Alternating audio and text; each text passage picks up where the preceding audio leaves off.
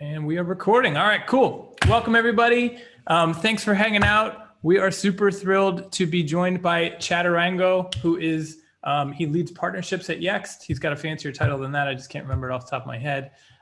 Chad, thanks so much for joining us today. My absolute pleasure. I really appreciate everybody, of course, dialing in, and do hope everyone is safe and well and getting ready to enjoy a hopefully fruitious and enjoyable holiday season. So Chase and everybody at High Level, pleasure to be here, and thank you so much for having me. Awesome. Well, so I don't know how many people in the community know that we have a cool partnership with YEXT. We have a product in our marketplace called Listings. And so I think we've come to realize that, you know what, a lot of people might not know how awesome Listings are and who's behind the Listings partnership. And so we're thrilled to introduce you guys to YEXT. They're an absolute monster of a company. They've been in the space for longer than anybody. And so we invited Chad to come talk to everyone, tell us about what is YEXT, why is it so cool, and why it's such an easy add-on to your package to generate a little more revenue for your package and help retain your clients a little longer. So I'm going to swing it over to Chad and he'll take it from here. We'll do a little Q&A after. So yeah, Chad, take us away. Awesome. Just a quick, I guess, tech check. I would assume that you can see my screen in a full and very clear manner. Roger that. All right, cool. So as Chase had mentioned, my name is Chad Arango. I'm our Senior Director of Global Partner Growth at YEXT. I actually first joined YEXT in 2013. I was one of our first employees on our partnership team, and we were, just developing, this channel. I spent an amazing 6 years there, going from individual contributor to our first sales manager to most recently our RVP of partnerships, managing our team that supported some of our largest partners. After that, I actually took not a year off, but I decided to kind of spread my wings, if you will, and I was leading platform partnerships at a cloud-based phone system called AirCall.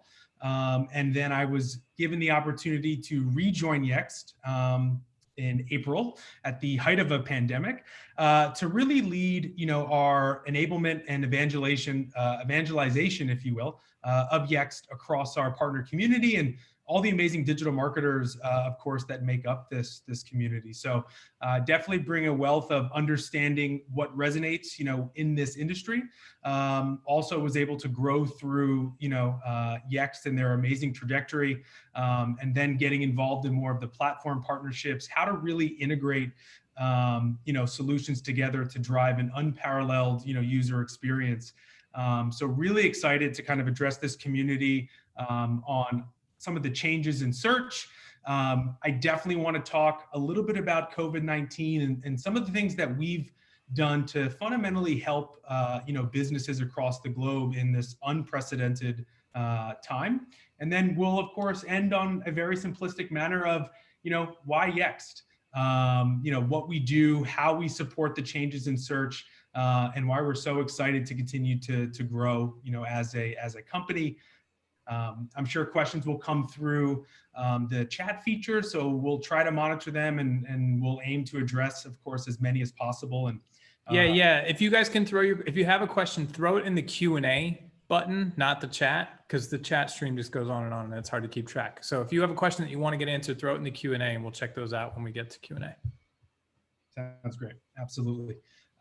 So yes, and of course, thanks to the entire audience here for taking the time to listen to what I have to say about a company that I'm very passionate about, not as a world-renowned SEO expert, if you will, but as a consumer that interacts with businesses in the way that YEXT has proprietarily created, how you can actually manage your presence online. So with that, we'll begin to dive in. So we'll lead off with a few changes in search that we are seeing, here at YEXT, and see how this resonates, of course, with this audience who works directly with SMBs across the country.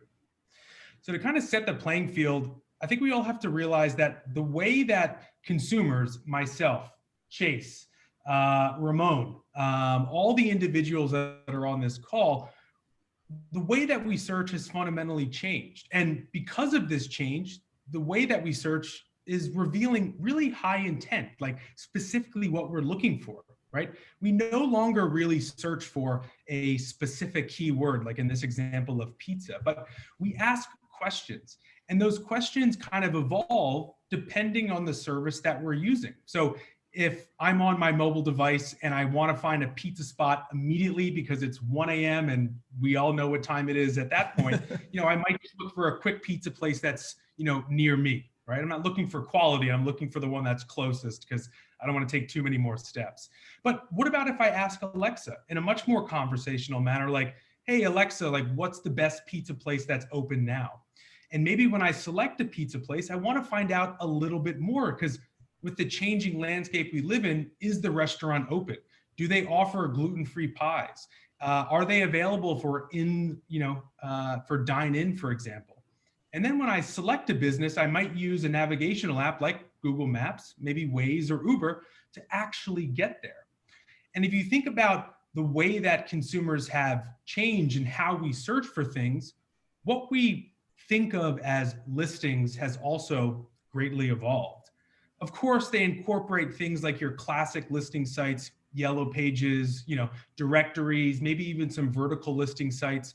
But I want us all to realize that it extrapolates even further. It includes major search engines like Google, Bing, and Yahoo, right? It includes mapping services and GPS services like Google Maps, Apple Maps, Waze, Uber, TomTom, NavMe, for example. I'm sure we all have the moment where we plug our phone into our cars and we access, CarPlay, for example. Social sites are incorporated in what we think of as listings, like Facebook, Foursquare, Instagram, for example. And then lastly, voice assistants and AI of today and of those tomorrow, right? We think about Alexa and Siri and Google Assistant. All of these places are things that every day we interact with to uncover, Alexa, stop. All the things that we use to interact with businesses, find out what they offer, and actually figure out a way to navigate to get there. And if we think about how consumers have changed in the way that they search, right? Asking questions, which reveals specifically what they're looking for. And because listings have evolved from more than just your classic directories, the data that exists on these listing sites has also massively evolved, right? Here's a MapQuest listing from the mid to late 90s where I can look at a business listing and, maybe I can get a link to their website, or I can actually get a link to their, the map placement and actually print out the driving directions to get there. But today, right, listings incorporate things like their ratings and their reviews, quick actions where I can actually tap on driving directions. I could call the business directly from their listing. I could share this with, say, one of my friends. Like if I was, visiting Puerto Vallarta and I wanted to showcase to Chase an amazing, bar that has oceanfront views, I can search for it. I can share it directly to him so he can actually make a purchase. You can make appointments. You can see hours of operation. You can even suggest an edit as a user if you think that business information is not relevant or not what you see front and center. So here's like one quick example of, maybe a modern, consumer's journey online. And, here's a group chat that I have with my brother and my father where we're trying to decide a restaurant to go to. And in this example, iOS is actually understanding that Undici is not only a word, but it's actually a business that I could go to. And you see it underlined here in SMS on my iPhone. And when I tap Undici, it brings me directly to Google, asking if it can use my current location, and then directing me straight to their GMB page where I can see everything. I could call the business, I could see their reviews, I can go to their website. I could also see if they have indoor dining available, if they have takeout as an option. So when we look at how we interact and search for businesses online, it's not just looking for a keyword and then going to their website and making a decision. It's multiple touch points that can help a consumer all the way through the funnel. And what I'm not saying here is that a website for a business is obsolete. It's massively important. But at YEXT, we've actually tracked that just about 3/4 of high intent traffic is going to your listings or through search first. And when I state high intent, basically what I'm saying is mobile searches looking for a nearby business, which tends to be your highest converting customer. And that's really what we're all about when it comes to digital marketing, is capturing an audience that is relevant to purchase or experience the services that a business can offer. So with that, I definitely want to kind of dive into a few things on COVID-19. I know it's relevant, and I guess, first and foremost, and not trying to be sentimental, but do hope everyone is all and well and navigating, through this time. But I'm excited to kind of talk about some of the things that we were able to do to help businesses, during this pandemic. First and foremost, as a global leader and a company with immense reach, we've helped businesses throughout this entire pandemic. We've actually almost helped power over 50 billion impressions through our platform. And I want to dive into a few examples that I think would be relevant to this audience, where with our direct integrations, which we'll get more into how Yext works and maybe how we're a little bit different than great players in this space, is with our direct integrations, we were able to publish attributes and data fields across major publishers for, let's say, pickup and delivery services. So businesses could use Yext to flag if they had in-store pickup available, or delivery, or no contact delivery, and support those fields across major publishers like Apple, Facebook, Google, Yelp, for example. We were also equipped to help businesses temporarily close their business, given the constant ebb and flows of regulations and what can be open and what cannot. So we're able to create this field and support and push this to Apple and Facebook, Google, and Bing, for example. And I want to go into some trends that we've been tracking, which again, I think is really relevant to this audience. So taking a look at just, the food and dining, vertical, and seeing COVID cases, of course, on the rise, and looking at search volume, across QSR or sit-down restaurants, we see that we're coming back to some, level of normalcy. But what's really interesting is if we take a little bit of a step further and look at specific consumer trends, like people clicking on phone calls on GMB, or tapping driving directions, or just overall search queries and web traffic, if you zoom in a little bit towards the right hand of this consumer behavior trends, you see a massive spike in two areas that I think are interesting. One, even though foot traffic across, let's say, QSR and sit-down restaurants is unfortunately low, we see that online engagement, people making phone calls to understand, is this restaurant open? Do I have to wear a mask? Is takeout services available? So even though foot traffic across our customers and SMBs might be a little bit in terms of dropping downward, we see that online engagement is massively increasing. And just looking at one other vertical, this is beauty services, so salons and spas, we see the exact same thing. So in times of uncertainty, like we are in today, consumers will more often and consistently go online to understand things about businesses that they might want to do or spend their dollars with. And this is all data that I'm not just creating. We've actually published a resource hub, which you all can have access to, which you can slice and dice and look at different verticals, understand search volume, and even consumer behavior trends on, the types of interactions that consumers are making, especially during this pandemic. So a great resource that I encourage everyone to go to get an understanding of what's happening in the landscape of search during this time. So with that, going to dive into a little bit about, why Yext. So just to start, I want to kind of come out of the gate swinging on specifically what Yext helps businesses accomplish. And first and foremost, we help businesses publish their information everywhere. We have the industry-leading network of directly integrated digital destinations, things like Google, which we all know, Bing, Apple Maps, Yelp, Facebook, Waze, and so many more. And we'll go into a little bit more about our network. Secondly, we help businesses manage, measure, and improve their online reputation. With Yext, you can monitor and respond to customer reviews across our knowledge network and really improve operational efficiency to help your customers win more business. Reviews are more than just maybe your star rating, but what are consumers actually saying about a business? What is their feedback? And how do we respond and take into action at scale?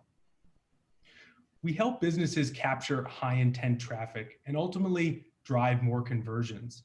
The way that we structure information, all the rich attributes and details and facts about your customers' businesses, we are able to store that information and publish it across our entire ecosystem. We help businesses, to be optimized for branded and unbranded search with all the rich content that we can manage through Yext. And of course, with this audience, all of this is great, but if you can't track it with the data, then what is it, right? So Yext gives a holistic picture of search performance online, from clicks, conversions, to reviews and ratings, so much to give that single pane glass of view on how a business is, of course, performing online. And with that, we look at Yext as absolutely foundational to a few areas, things that I think would be relevant to our audience, which first and foremost, from an SEO perspective, Yext has the ability to normalize business data, create NAP consistency, allow you to publish more rich content about businesses so they stay relevant to search consumers and build trust across, of course, major search engines. From a PPC or SEM or direct advertising component, we have this saying about this last mile of search. We can spend a lot to, drive a targeted advertisement to a specific user. But what if I see a great ad, but I'm not ready to act on it? And then I go into search to actually look or find that business, or to go to Uber for it to drive me to that location.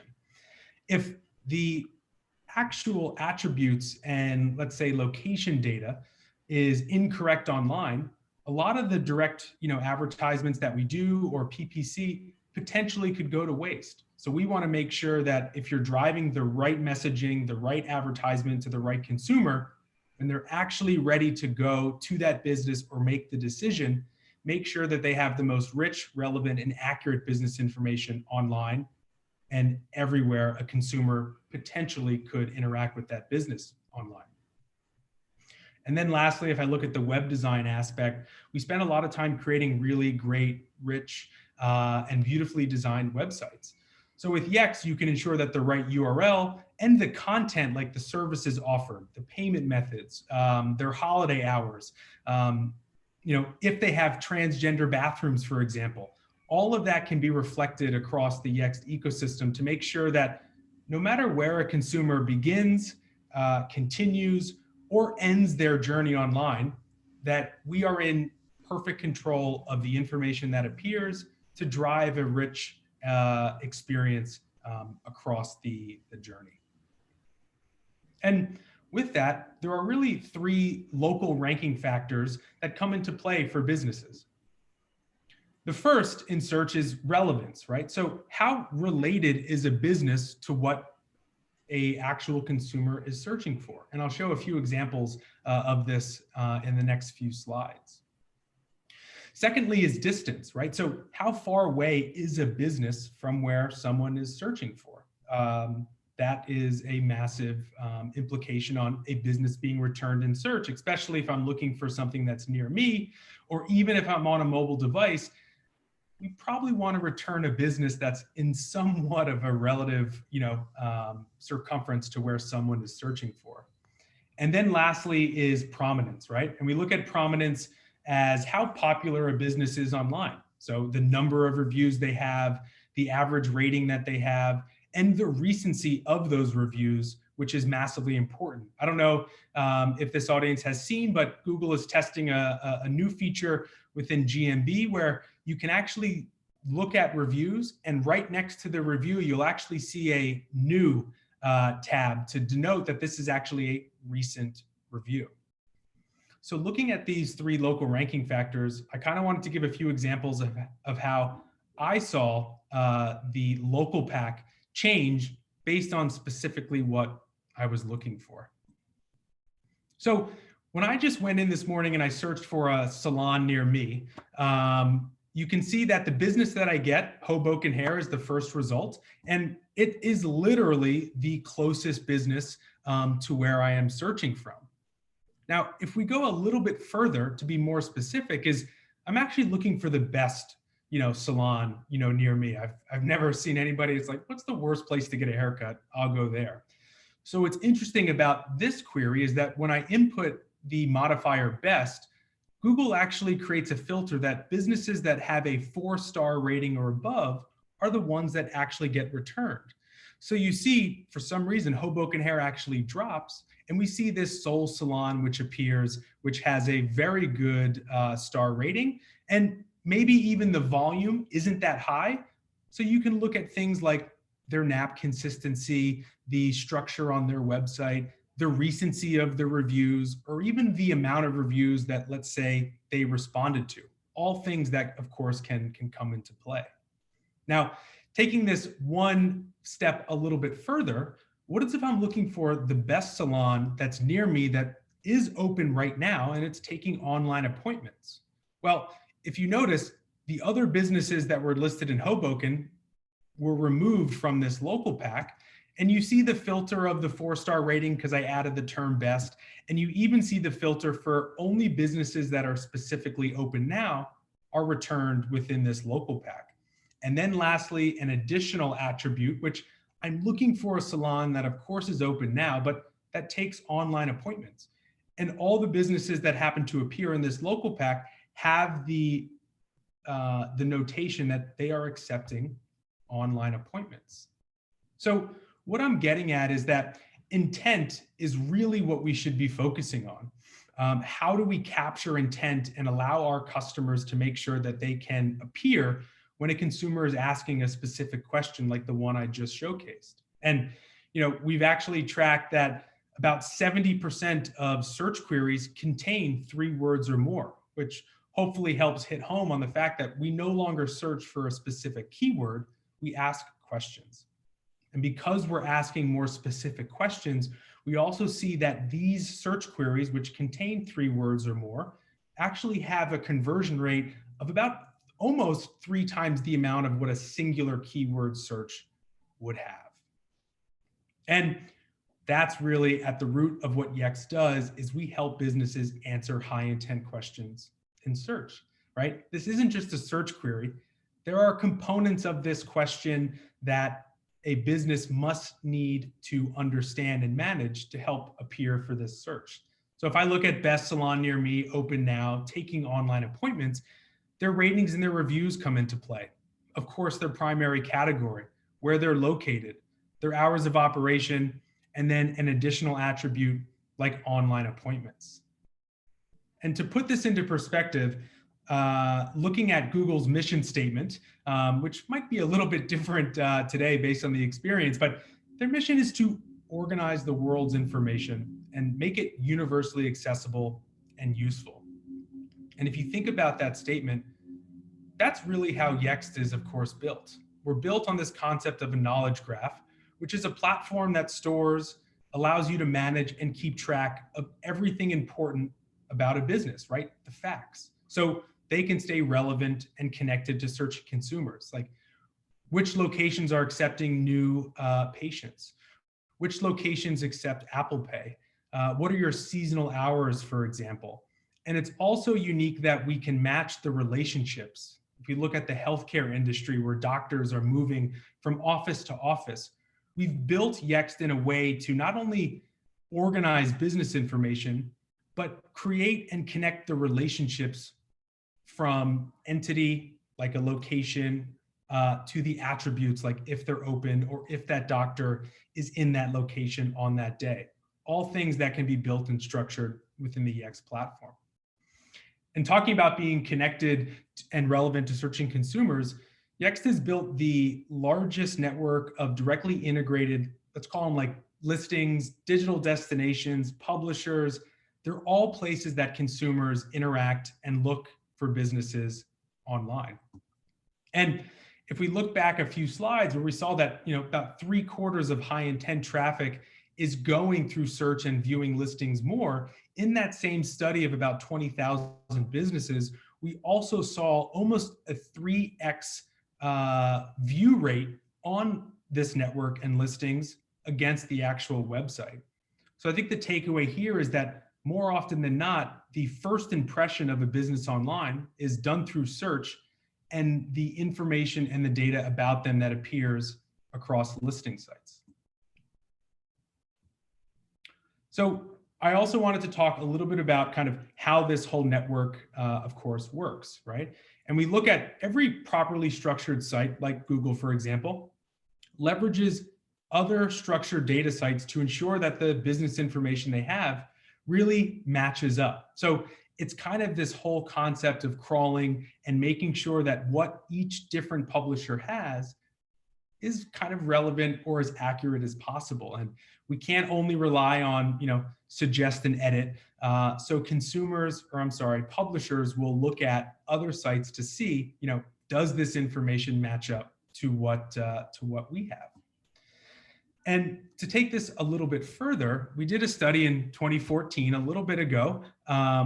Being 2020, 2014 actually sounds kind of nice right now. But if we look at this business, a deli in Texas, not only does this business information change across the life cycle, but it also morphs. It goes from a deli to a liquor store. The phone number is changing. The address is also changing. If you notice, sometimes you see an input of all capital letters, which is usually a trait of some data aggregators that will actually try to normalize business information to make it all caps. If you remember from the days of like AOL Instant Messenger, when you would create a screen name and it would be like uppercase, lowercase, uppercase, lowercase. Anyway, sites like data aggregators would want to normalize that data. So when we think about how business information can change, and what can change it could be user-generated content. It could be old tax records. Maybe a small business filled out their business license with their mobile phone because they didn't have Verizon come in and install their telephone service, for example. So there are multiple things in this ecosystem that can change a business's information over time, showcasing that these sites are constantly crawling each other to see what is the most relevant or accurate information possible. And when this happens, it can create a conflicting message. We always try to explain this in a way of like your friend group where, if I were to go to Puerto Vallarta and I were to ask, let's say Chase, what is a great, restaurant that has ocean views? And he told me one that was located at X and the phone number is Y. And then, maybe I went to another individual and I asked the same question and I got a different result.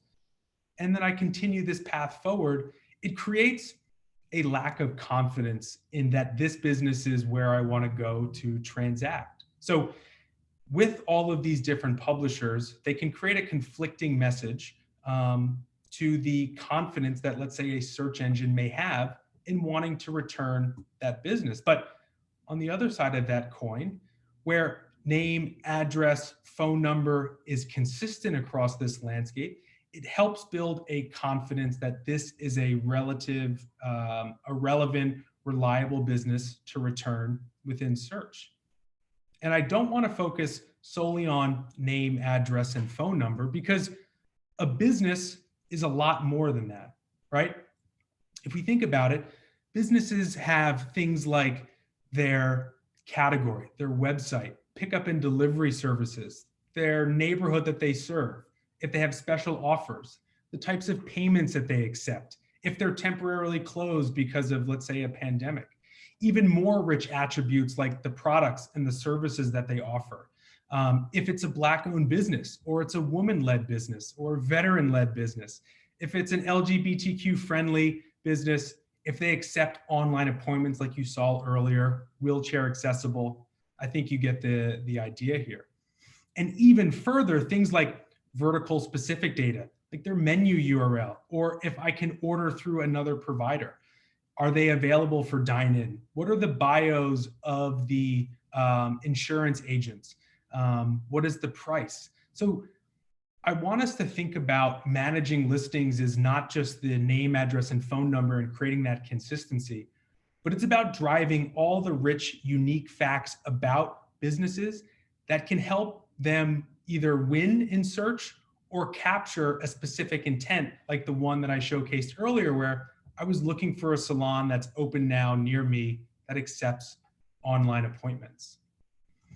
So with that, that's a lot of information to try to manage. There are some common methods to how you can actually manage, let's say, a business's listings online. And the three of them are: one, through data aggregators, which we're probably familiar with, Infogroup, Localese, Factual, for example. And I'm going to go into each one of these. The second one would be manual submissions. And then the last is the ability to have direct integrations with these listing sites. And when we look across a lot of the players that have entered our space, is many of them offer a combined or a blend of these different methods. So let's start with data aggregators, right? And if we think about them, they're really designed to publish and push out as much business information as possible. And in a way, you lose the ability to publish information that is furthermore than just name, address, and phone number. You can't publish categories or their website URL or business description, whether they have transgender bathrooms or it's a kid-friendly restaurant. It's much more about how much information can we push out, not really focused on how accurate, how rich, or how relevant is this information about businesses.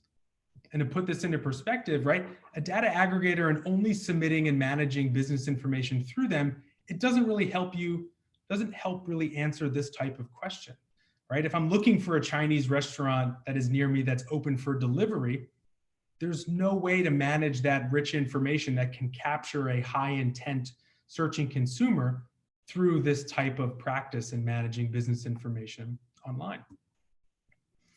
The second would be manual submissions, which, just as it sounds, it's the actual process of going from site to site, logging in, logging out, and making these updates across, rich information. And it's pretty difficult to scale. So I saw in some of the comments on the HighLevel group is that you don't really need to update name, address, and phone number. That I get. I would maybe argue that hours of operation are pretty critical, especially given the times that we are in now. But can you imagine having to update these hours across Google, then Yelp, then into Facebook, then into Bing, for example? It's difficult to scale, and it can create discrepancies across a business's information online. I took that hair salon from the first example, and I just took a look at their GMB listing, and I took a look at their Yelp listing, and you see just on one day, there's a difference in the hours that they're open. And you might not think this is a big deal, but what is if I actually started my journey on Yelp and I went to that business at a specific time and it wasn't actually open? Or a little bit further, Google can actually notify a customer that a business is going to be closed when they're en route to it, even if it actually isn't the case. So what I would get at is, why let that discrepancy happen when you have the ability to ensure that everything that's important about a business, the facts, is consistent and accurate and as up to date as possible everywhere a potential consumer could possibly interact with a business? And then lastly is really on the direct integrations, right? Direct integrations provide an unparalleled speed and scale of managing more than just name, address, and phone number, but all the rich, relevant, unique facts about businesses that can help capture the attention of a searching consumer that is looking for someone or something more specific.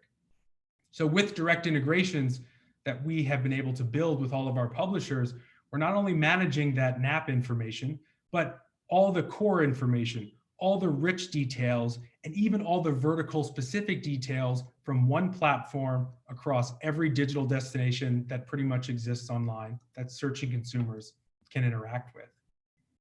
So when you think about it, managing through a direct integration, all these rich facts, it helps businesses answer consumers' questions. So for example, here, when I'm looking for a hotel that's near me with free breakfast and free Wi-Fi, this is how we have to look at listings. It's not a NAP consistency play. To me, I would look at it as a content management strategy. How do we see how these sites accept more information about customers, and how do we add that content into it? Recently, I mean, in this hospitality example, Google added almost 40 different fields just for hospitality on things like cleanliness, things like if they have, let's say like I'm losing the word, like a jacuzzi that actually exists within the bedroom, for example. So that's how I want us to think about what Yext can help provide, is the rich and relevant attributes that help convert a consumer that knows specifically what they're looking for. And to end, I wanted just to talk about some of the things that we were able to do this year, just looking at our knowledge network. So in 2020, we actually added 27 new integrations across the globe, and alongside dozens of improvements to our existing publishers, and supporting new fields like ATM for banking or temporarily closed fields, pickup and delivery attributes. We're able to add things like menu URLs and update holiday hours at scale. For Google, as a specific example, we updated the temporary closed flags if businesses were available for dine-in, if retail locations had the ability for in-store shopping, cleanliness fields for hospitality businesses, and we also added like publisher suggestions on Bing. So to kind of sum this up, I look at listings as not really just supporting NAP consistency, which is usually what listings are looked upon in this industry, but to me they're really like a living breathing thing that changes and grows over time. As I had mentioned, it's a content and data strategy, and by constantly creating, learning, improving and enhancing, and by managing and optimizing all of these changes and driving these rich attributes about customers everywhere, we can help cultivate rich experiences with consumers everywhere they actually occur online. So thank you so very much. I wanted to make sure I went through pretty diligently to leave room for any questions, but I hope that shed a little bit of light on what Yext is, how we're adhering to the changes in search, and how we help businesses stay relevant and connected to searching consumers really everywhere that interaction potentially could occur. And again, thank you so very much, of course, for listening and the attention. I look forward to, of course, any questions that may come about. And the collar is no longer popped, just letting everybody know that was. So thanks so much, Chad. So I think to reiterate for me, and I think from us at High Level, the reason that we were so excited to get this listings partnership set up is a couple of core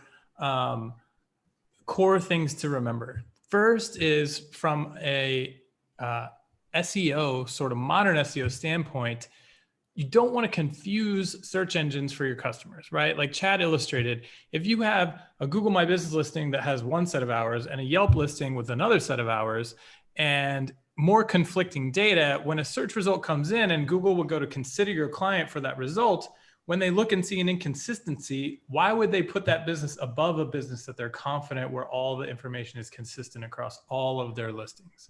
And so for us, that was the thing we were most excited, was to give high-level users the ability to clean up their customer data across the board and put them in the best position to rank when it comes to people searching for things like Chad just illustrated. The second is taking advantage of all the new stuff, right? Like, I hadn't really looked into what all is available in years. And so sitting down with Chad and seeing all the new COVID related things, all the things that around what COVID has really brought to light, which is so critical of can I even go inside? Have your hours changed? Are you even open? A lot of business temporarily closed and they needed to communicate that. And so your business, your customers can catch so much more traffic and sales just by getting the right information into the hands of the consumers that are looking for it. And so it's super powerful. Yext does a ton of cool stuff on top of that, and they're really going to sort of change the world when it comes to like what's happening with Alexa and all that in the future. So we're going to try to get Chad back at some point to talk about all that next year. But let's take a look at some of the questions in here. So the first one, I've seen a couple, does Yext work in Canada or the UK? We work in both, and we work with partnerships through those markets that we're really, really proud about, of course, as well. But yes, Yext is a global company that supports businesses across the globe. Nice. Next, what happened to my Q&A window? There it is. All right. So, and we have our big Q&A tomorrow. So we've got a lot of questions here, and I think we're coming up on time. So we might push some of these to tomorrow, Chad, where we can go over them internally. So I'm going to try to scan through and find the ones that I think would be good for you to answer here. Let's see here. Can we access that listings have evolved and landscape of search data slides for our pitch decks? Talk to me about sales copy, or what do you guys have that we can pass on to everybody? Yeah, in terms of, like sales and PDFs and one-sheets, yes, all of our partners, of course, do have access to white labeled sales materials that you can navigate directly from your Yext dashboard. Okay, cool. So if you guys if you want it, just open up a support ticket and we'll go grab it for you and pass it back. Chad, can you post the link to that Data Hub site that you had in the one slide in the chat? Absolutely. Do that right now. So Ross, the functionality that is available in the Yext HighLevel integration is listings. So yeah, the ability to take your customer's information, fill it all out, we enter it into Yext, and then it goes out across the network. So like I said, it's absolutely critical. In my mind, it would be foolish to be doing any sort of SEO without doing that as a first step, making sure that their information is correct across the entire landscape of the internet. Because like I said, if it's not, you're sort of shooting yourself in the foot. If you're doing more SEO work on top of that, but the basics aren't in order, you're still going to give Google conflicting signals, which it's not going to like.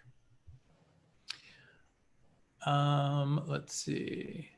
So a lot of these, I think we'll cover tomorrow in our Q&A. Will Yext be allowing reputation management in HighLevel? Will Yext be allowing other features like, yes. So the Yext integration as it exists today is listings. And as you know, in HighLevel, we allow you to connect Google and Facebook directly, and we pull in those reviews. I don't want to tease it too much, but yeah, we're going to go there next year. And we're going to, if you're on the HighLevel Yext integration, you're going to be able to start pulling all sorts of reviews into the platform. Can we discuss Yext citation value for SEO purposes? So I think we just sort of talked about that. I mean, one thing that we didn't mention, which isn't as important these days, but when you run the Yext integration, it goes and it makes sure that your customer's link is in all of those citation locations. So it does generate like, I don't know, 70 something backlinks like instantly from all the trusted sites. So, you can argue how much weight that actually has when it comes to ranking, but again, in my mind, it's a no-brainer if I'm doing especially local SEO. Joe, oh yeah, go ahead, Chad.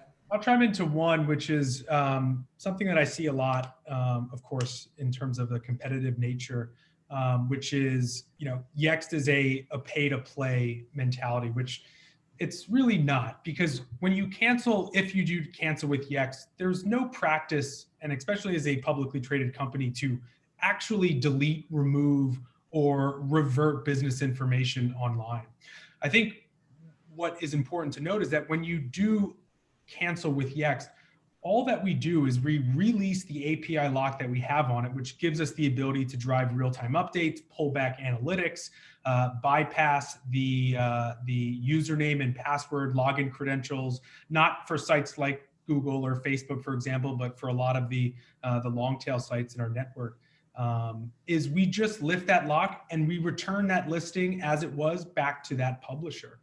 And it's really up to them on what information stays or sticks, or they go through that normal crawling process where they look at other sites that might have information and pull that back in to that listing. I just really want to, kind of squash that notion that we delete, revert, or remove business listings, because not only is that a terrible practice, it's just not true. So I just wanted to make sure that that was, kind of addressed from Jeremy. But it is an interesting point, right? And I've seen this where information degrades when it becomes unlocked, because now the information can be edited in all sorts of different areas, and you very quickly end up with conflicting information again. A bunch of my friends have restaurants down here, and they get so frustrated every time, like especially with COVID, their hours have changed 5 times in the past, 7 months. And whoever's doing it for them keeps forgetting to update it in, all the places that they can think about. So it's always this inconsistent. And I keep telling them, just sign up for Yext, because then you can just make sure it's right across the board in one place. Here's an interesting one. How does Yext benefit virtual businesses that don't have a physical location? Gotcha. So if it's a virtual business, would this be maybe, for an example, like a musician teacher that might be doing like virtual lessons? Or would it be like a contractor that doesn't have a physical location, but is more of like a service-based business? I guess to address that, I'll just kind of cover both examples. Having a physical location is, of course, critical when creating listings through Yext based on the name, address, and phone number. There are a few great features which you can suppress an address. So if it's a virtual business that works out of their home, the ability to list the business based on where you're actually located, but suppress the address so it doesn't appear in search across the sites in our ecosystem. There's also the ability in GMB specifically to create like the service area. So if you are, let's say, a business that works out of your home and you service a specific area, you can actually go into the map marker and kind of create what your service area is that you support. Oh, Teresa has a question here. So if we sell listings, there's a lot of information that we need to provide on behalf of them besides the name, address, phone. Is that correct, Rich? Absolutely. That's right, Teresa. So when you activate it in HighLevel, we give you a form to fill out that, so you know what information to ask for. And then we're actually working to make this a lot easier too. So right now, it's not like you're guessing. We tell you exactly what information to go get, just get it all at once, and then we upload it all at once. Are there any verticals that are relevant globally on Yext? Meaning if I enter my information on your platform, it would be loaded globally.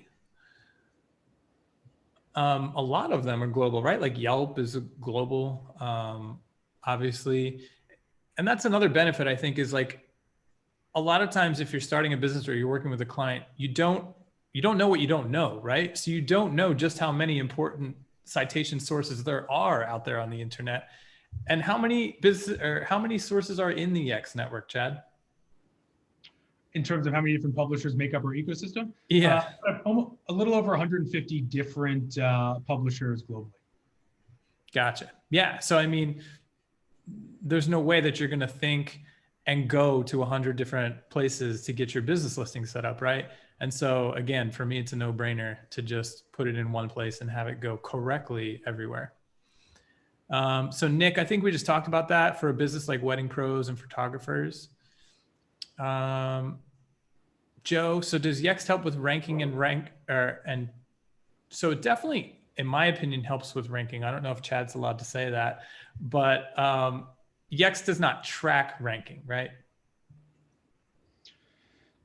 There are tools that we do have, which is like our competitive intelligence, which gives the ability to input specific competitors and keywords that you want to track, and actually see how a business compares in search and how they actually rank compared to their competitors.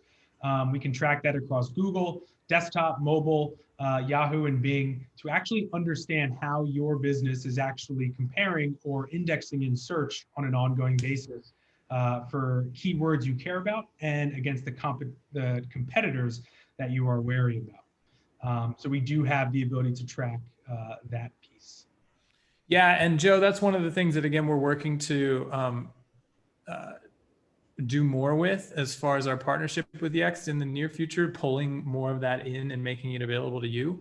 One thing I'm super excited about, it doesn't sound like, I think from my conversations with Chad, that we can get to it yet, but in the world where we're going with Alexa and Google Assistant and Siri, think about how much you use those things. It's this whole new realm of SEO where in the future, we're going to start showing our businesses, hey, here's how many impressions you got through these voice activated services that went through our network, your, Yext, which right now it's impossible to say, right? And I don't even know if Yext has the ability to get that data together yet, but I know that they're working towards it, right? Can you say that one more time? I missed that last piece. Like being able to conceptualize how much traffic is being because I don't know, correct me if I'm wrong, but Siri doesn't tell you, if I say, hey Siri, what's the best salon near me that's open that takes online appointments? If it spits back an answer that it read from the Yext network, like it doesn't tell you guys that yet, does it? No, we don't track analytics on voice assistants, and there's really no ranking when it comes to voice assistants. And I will say that what we do with those is we just have the integrations to send that information with our GMB integration, which is a public API, which powers, of course, Google Assistant, our direct integration with Bing on Cortana, direct integrations into Apple Maps, of course, for Siri, but Siri pulls a lot of the review data, if you will, from Yelp. So Yelp is, of course, integrated into our network. And we are a submission partner into the Alexa where we can send information directly to it, but we do not report analytics back from those publishers or from voice assistants. But you guys see where this is going, right? You see what he just said, like this pulls from here, this pulls from there, da, da, da. Your data has to be everywhere to be pulled and it has to be correct. And so even though we're not in a world yet where we can report on that, I would feel confident telling my clients, look, you have to put your information everywhere and it has to be correct, or you're undoubtedly missing out on being returned in answers through devices like Siri and things like that if your data is not there for it to see. So in my mind, this is it's a whole new frontier of SEO, I guess is what it would be called, but it's pretty cool. Langdon, what makes Yext a better option than some of its top competitors? Yeah, great question. I honestly think that our greatest competitors are kind of either A, misinformation, or B, kind of a good enough solution. If you looked at the one slide which I broke out some of the common methods on how you can manage business information through data aggregators, through manual submissions, so managing all of these sites individually, or through direct integrations, a lot of our competitors kind of do a blend of those services. And I think it's interesting if you look through some of their, FAQs where they don't guarantee 100% listing accuracy, or they say it takes a certain amount of time for those listings, of course, to appear. So kind of just denotes that they use a blend of services to try to accomplish what Yext does.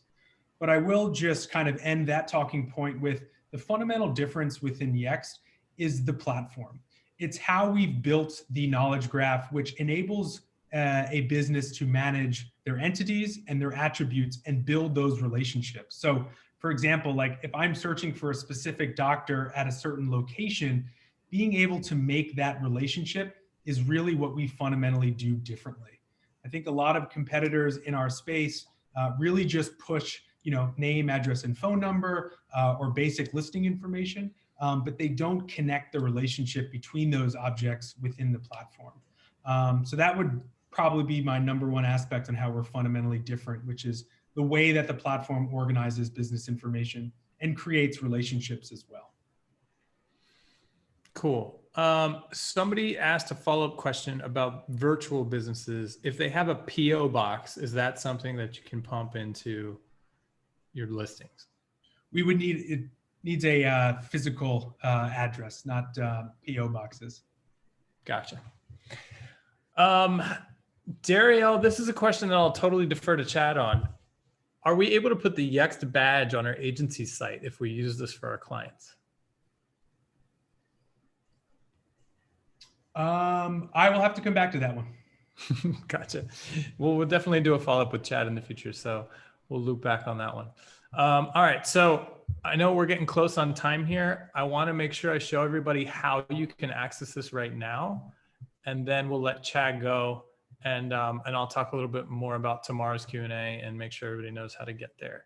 So I'm going to share my screen real quick. And if you don't know this already, I'm in the agency level of my HighLevel account. If I wanted to set this up for a client, I would just head over here to the marketplace and scroll down to Listings Manager. Oh, and I did that kind of fast. I should have probably paused here. Listings Manager, click Find Out More. You get some more info here. And then when you're ready to start, there's some recommended pricing and whatnot here. You just click Add a Location. You choose the sub account that you want to set it up for. And then you hit Change Plan. And so that will update your plan in Stripe. And then you will receive a form from us that you're going to go get the information that you need for the listings, enter it in, and then our team will take care of it from there. So you can do that right now in the platform. It's quick and easy, and hopefully you're excited. Thanks to Chad. So Chad, thanks again for joining us. Thank you, Chase. It's really what time fun. Is it? We just the hour mark. Yeah, hopefully we didn't go too long for you. No, that was spot on. So Chase, really appreciate the inclusion to kind of talk about, how search has changed and what YEXT does. And of course, to the audience for listening and the questions and, the Q&A that'll be held at a later date. Looking forward to partner with Chase to help address any of those questions. I wish you all the best health, prosperity, and a wonderful holiday season, of course. And thank you again so much for listening. Awesome. Thanks, Chad. We'll see you soon. All right. Cheers. Bye. All right. So let's see if I can answer. So basically, Chad is not allowed to answer certain questions having to do with our integration because of his position at